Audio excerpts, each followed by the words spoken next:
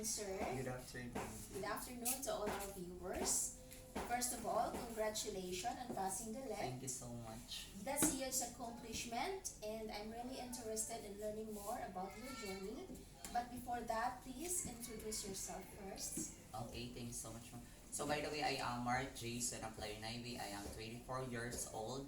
I graduated at St. Paul University, Surigao with a degree of Bachelor of Physical Education major in School PE.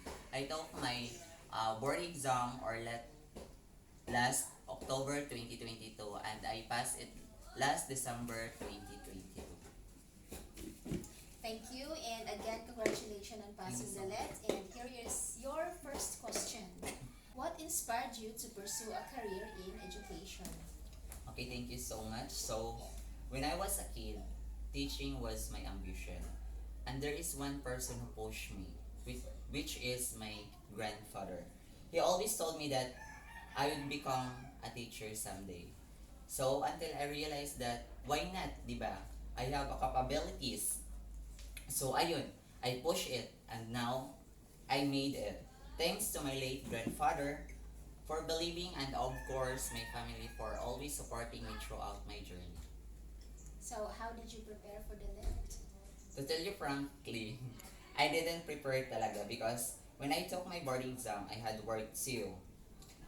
So it was not easy for me to handle my time, but I always prayed to the Lord that, Lord, if this is my time, this is my time. So, however, I enrolled it in a review center that guides me and gives me some tips.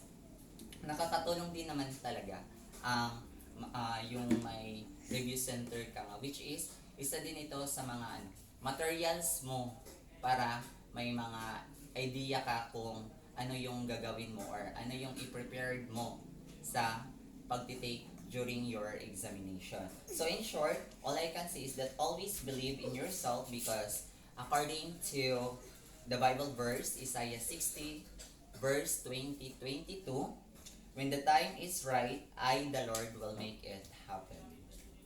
Thank you. The third question is, what is the most challenging part of your preparation for the exam? The most challenging part was always thinking about how to manage my time for the work and for my review. Because my work is from Monday to Sunday and my review is from Saturday and Sunday. It's not easy to handle it kasi nakakapagod rin. Katawan din naman yung puhunan natin. So sometimes, makaka-skip ako sa review ko to just relax myself. And another thing is yung mga taong walang magawa sa buhay, kundi ang pagchismisan ka lang. But it gives me motivation to challenge myself to reciprocate their thoughts about me. That's why I am thankful to them for giving me strength and determination to pass my board exam. So, can you share a specific strategy that you found particularly helpful while studying? Yes, but I don't have any strategy because I didn't like to pressure myself. So what I did was I always enjoying myself, just like having fun with my friends, watching movies or anything that I can do to relax myself. Hindi ko naman talaga iniisip na may board exam ako dahil kung iisipin ko yun, mas siguro mapapressure lang talaga ako. Pero ito lang yung masasabi ko, if kung saan ka komportable, yun yung sundin mo. You don't need to force yourself to study if di mo gusto. Dahil masasaktan ka lang talaga. So, we have our own strategy on how to study and to learn. So, follow your strategy kung saan ka talaga komportable. Then, how did you manage your time between work, study, and preparing for the LET? As I have said earlier, it's not easy for me, but I am managing it by filing a leave in our company for the whole month of September so that I can focus my review. Were there any resources or materials that you found especially useful during the preparation? Yes, of course, like my books in our majorship, which is enhance my knowledge and it gives me more. And also my materials or test question or materials given it from our Review Center. So how did you handle the pressure and stress during the preparation period? Maybe I think by ignoring it. I didn't have any pressure during my journey because I didn't like to stress myself. What I did was I am enjoying myself, like having fun with my friends, watching movies, or reading some books, and another things that give me happiness. So I didn't have any ways to handle it. Can you share a moment during your preparation that you felt particularly proud of? I think yung time na nakapag-file ka na, that is one of your achievement as a takers. Dahil di naman talaga lahat ay makukuha mo. Paminsan-minsan, may mga trials din or may mga pagsubok tayo na kailangan natin harapin. So, for me, that is my most moment during my preparation.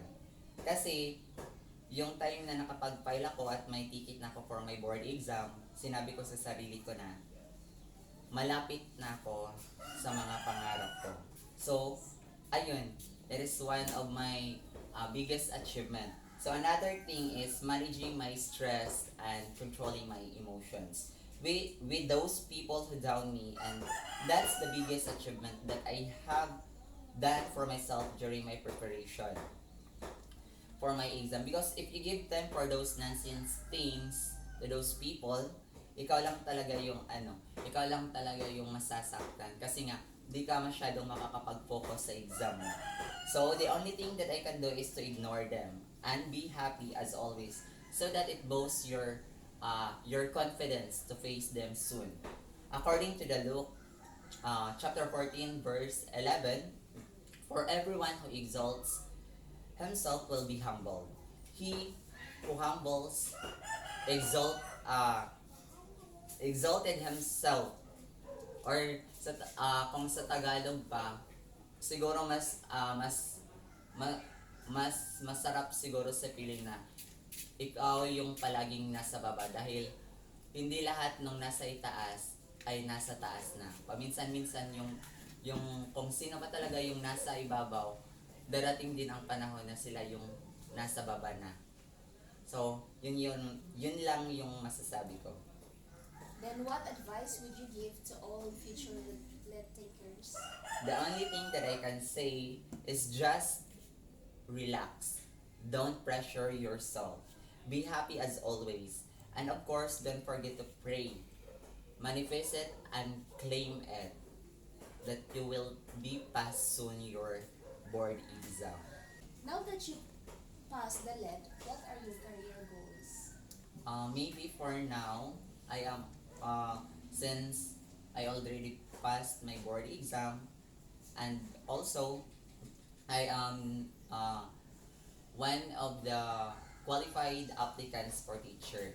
So hoping and manifesting and preparing myself to be part of the DepEd soon. How did you plan to make a difference in the lives of your future students? For now, I don't have any plans, but I think I always tell them that how education important is. To make them realize the sacrifice of their parents for their good and the perception that their children are one of the successful and professional in our country, because I do believe that education is the most powerful thing that we can change the world. Then what do you think are the most important qualities for a teacher to have? I think based on my experience when I was a volunteer teacher at Matinang National High School, the most important quality of a teacher is being a patience teacher. Kasi kung may pasensya tayo sa ating estudyante, since nowadays they are I guess they are too slow, especially in their understanding, reading, and listening. Maybe because of the pandemic that they have experienced before. But as a teacher, we do everything for our learners. So we put patience in ourselves because of our passions and dedication to our profession. Because I believe that patience is a virtue. Then how do you plan to continue your professional development as a teacher? I guess proceeding with master's degree soon, so that it is help me to enhance my skills and knowledge, especially in my major issue. I know it helps me to develop myself as a teacher. Is there anything else you'd like to share about your journey to becoming a licensed teacher? Parang wala na yata, pero all I can say is that always believe in yourself no matter what happens. Another thing is don't pressure yourself, just relax and stay calm so that you can think correctly and understand what you read. And lastly, keep on praying and ask His guidance throughout your journey. The last question, but not the least, who has been your biggest supporter throughout this journey, and how did you celebrate when you found out you passed the NET? The biggest supporter since the very beginning of my journey, of course, my family. They are always there me to support throughout my journey, and I am grateful for having them as my family. And then we celebrated it after I passed my board exam. We celebrated it by going to church to thank God for the blessings and also for the advanced gift on my birthday. Thank you so much for taking the time to share your experience and insights with us today. Your journey to becoming a licensed teacher is truly an inspiring, and I'm sure it will motivate many other who are preparing for the LET. And before we end, is there anything else you'd like to add or final thoughts you'd like to share? I guess I already shared it with you, but to conclude it, the only thing that you can do is uh, do not put any pressure to yourself. Just go with the flow and have fun. That so that you didn't give any stress to yourself. Kaya go lang ng go. And congratulations in advance. Once again, congratulations to your achievement. We wish you all the best in your teaching career. Thank you for the time and have a great day. Thank you so much.